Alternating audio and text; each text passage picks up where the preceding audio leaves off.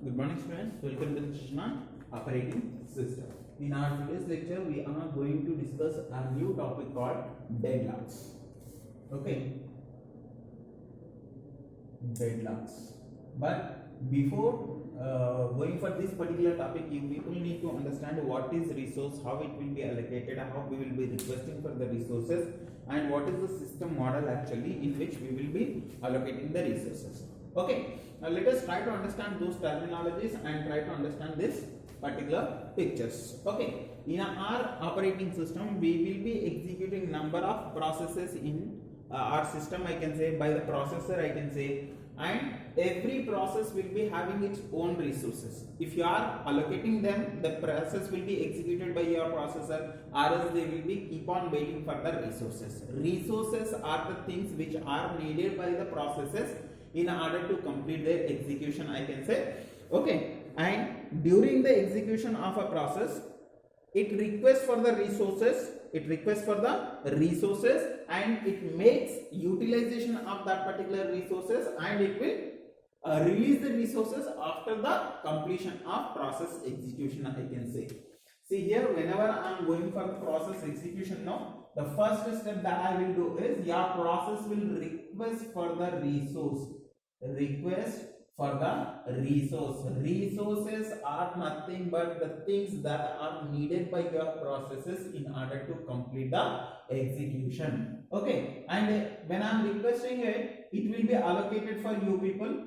You should make utilization of that particular resources. Use those particular resources in order to execute your process. And the third one is, after the completion of your execution, you need to release those resources.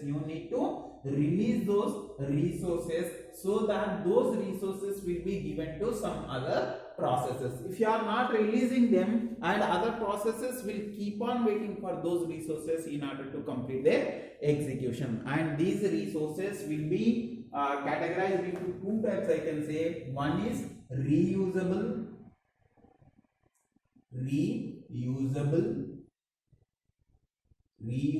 resources.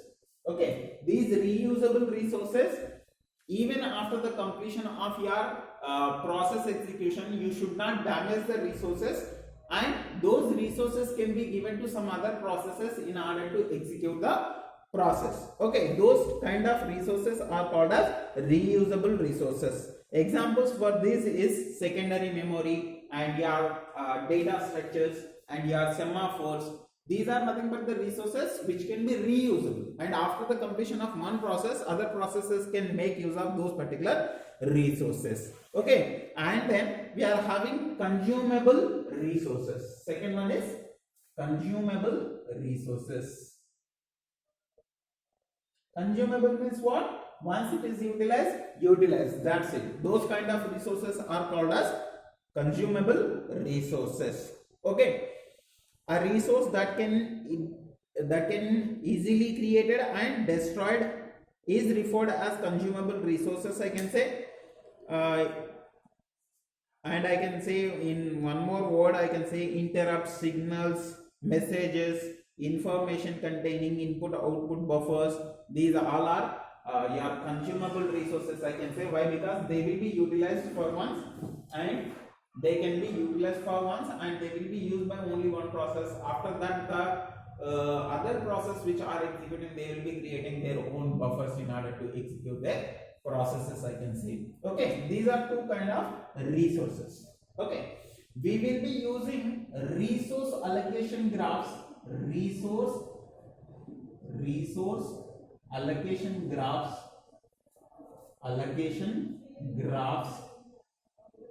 in order to represent how many resources are given and what process is requested for what resource. Okay, these are nothing but your resource allocation graph. In this, we will be using two kind of symbols. One is circle, one is rectangular box. Okay, I can say these two symbols are utilized in case of your resource allocation graphs. Okay, in order to represent process, we are using the circles. In order to represent the resources, we are using square brackets. Okay, here P represent the process and R represent the resources. Okay, circle is used for processes and this box is used for resources, and this arrow mark represents the flow. Okay, whether it is requesting, whether it is allotted. If your arrow is started from your process and it is showing to your resource, then it is requesting. Process is requesting for this particular resource. The resource may be anything, input output device, RS CPU, RS some other things which are needed by your process. I can say those are requested by your processes in order to do its execution. Okay, and when it is allocated, we will be showing the arrow mark in a reverse order. When it is shown from resource to process, we are saying that it is allocated to that particular process. Okay, this is how we will be representing the resource allocation, I can say, by using the graphs. Okay, and see, these particular resource allocation graphs are used in order to avoid the deadlocks. We will try to understand what is deadlock, and we will try to understand this picture also. Just in a single sentence, try to understand what is a deadlock. A situation in which a process waits indefinitely for requested resources and that resources are held by other processes in a waiting state. This situation results in disallowing the processes to change its state, which is called as deadlock. In a sentence formation, in a definition, it will be like that. Say, consider if I am taking some example. Say, suppose if your friend is not coming to college, but you are saying that if my friend come to college, then only I will come to college. But he won't come. Behalf of that, he will be saying that if my friend comes, then I will be going for college. See here, he won't go and you people will not come. He will be saying that if you are going, he will come. You people will say that if he is going, then I will be coming to college. Okay, keep on waiting for the decision that are made by other processes, I can say. Those will fall under your deadlock situations. Okay, you people will be waiting for the event that has to be occurred, but it is not occurring. Then that situation is called as deadlock situation. Okay, so say suppose if P1 is waiting for some R2, R1 and R2 are the resources. If P1 is waiting for R1, which is already allocated to P2. P2 is executing itself, but P1 is not executing. Okay, and say suppose R2 is given with P1 and P2 is requesting for R2. Then see here P1 is not releasing R2 and P2 is not releasing R1. Then they will be keep on waiting for the resources. Those situations are called as deadlock situations. Simply I can say sometimes in order to not do the work, we will be putting some restrictions in our home itself. Okay, as I said you people in the example. Sometimes in your friends, you people will see if someone is giving the party. If someone is giving party, person 1 and person 2. Okay. If you people are asking party for this particular fellow, he will be saying that if he gives, I will be giving the party. Then he will be saying that if he gives, then I will be giving the party. No one will decide that who is going to give the party first. Then this group of friends should wait for these particular resources. One of them should move so that the party will happen. If it is not, then he will be waiting for this fellow. Then he will be waiting for this fellow.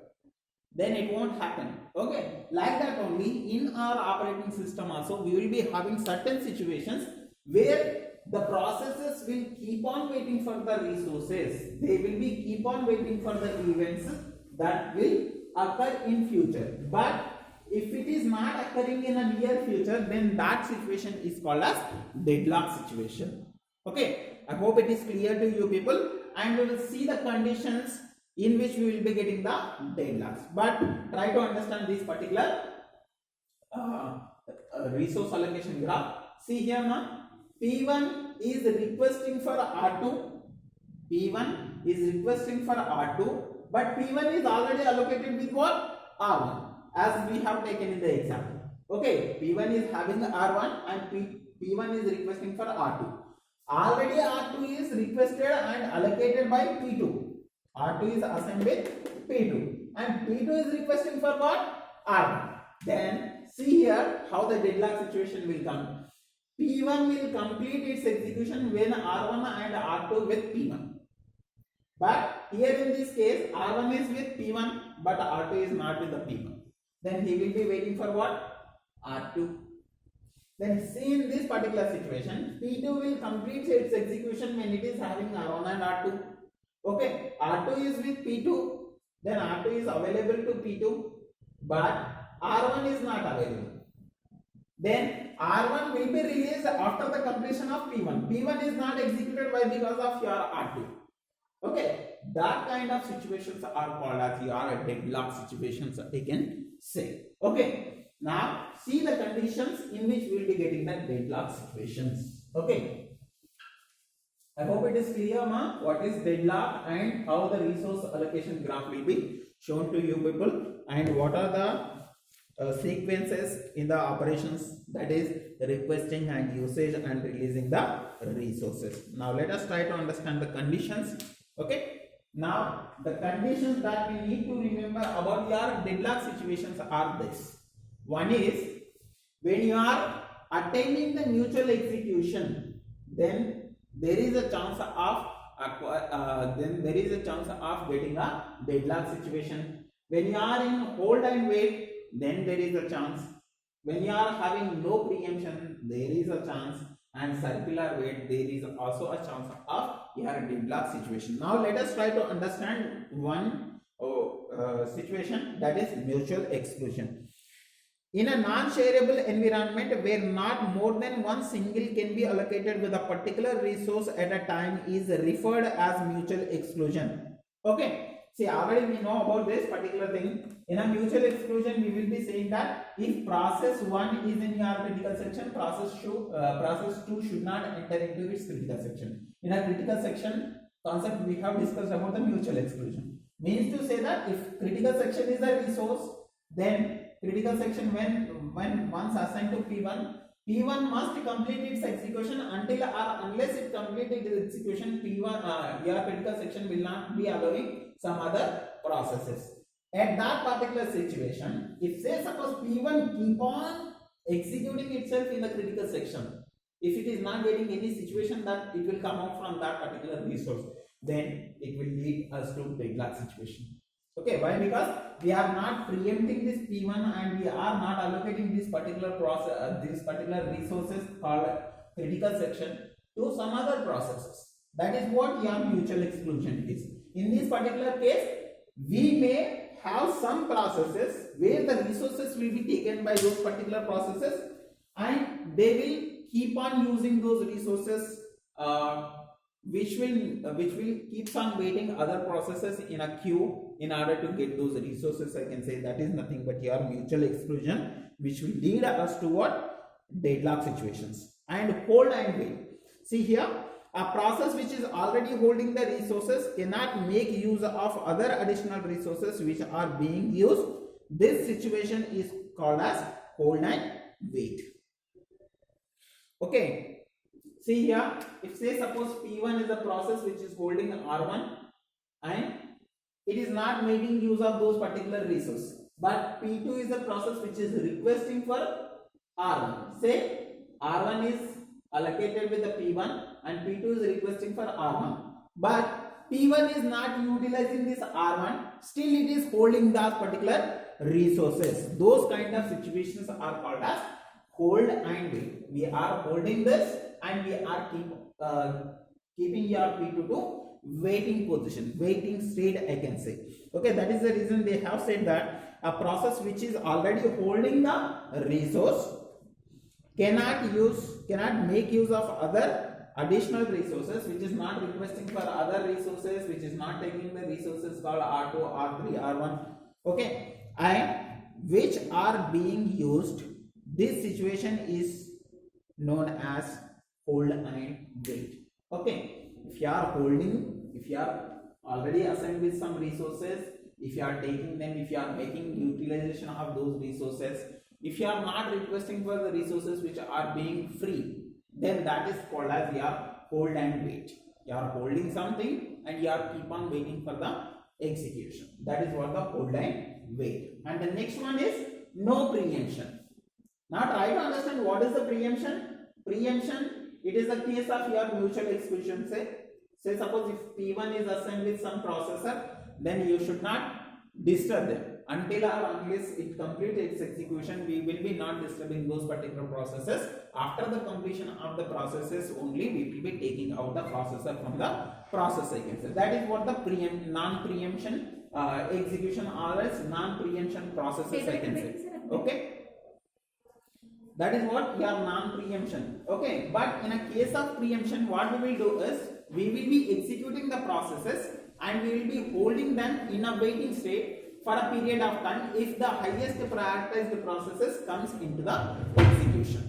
That is what the no preemption will leads us deadlock situations. Why? Because if you are not disturbing them, if you are assigning those particular processes to your CPU, if you are not disturbing and if you are not giving those processes to other processes, then that will lead us to the deadlock situations, I can say. Okay, a resource allocated to one process,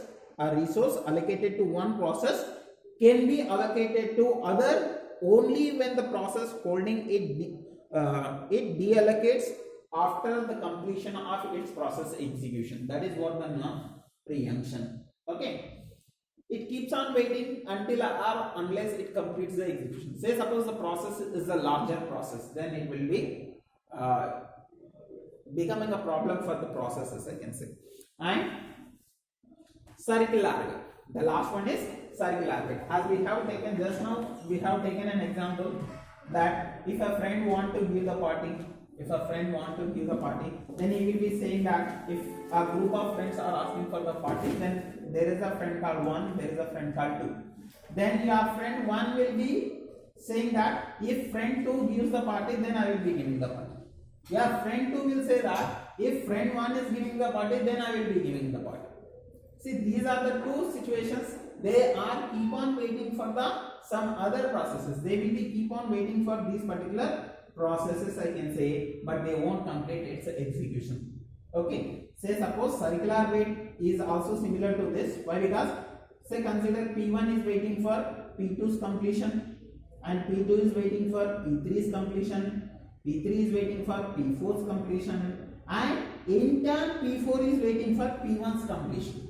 Then this is nothing but the circular wait. Okay, if P1 completes, then P4 will complete.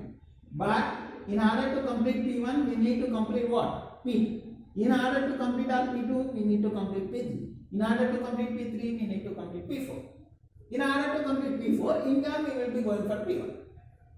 Like this, it will be depending on one another, I can say. That is what your circular wait. Okay, these will lead us to the deadlock situations. These are the conditions that you need to remember. It is very, very, very important for you people. You people may receive this question for 4 marks as well as 11 marks. Okay, but they won't ask about the conditions. They will be asking about the methods to prevent these particular deadlocks. Okay, I hope it is clear to you people. That's it for now. See you in the next one. Thank you.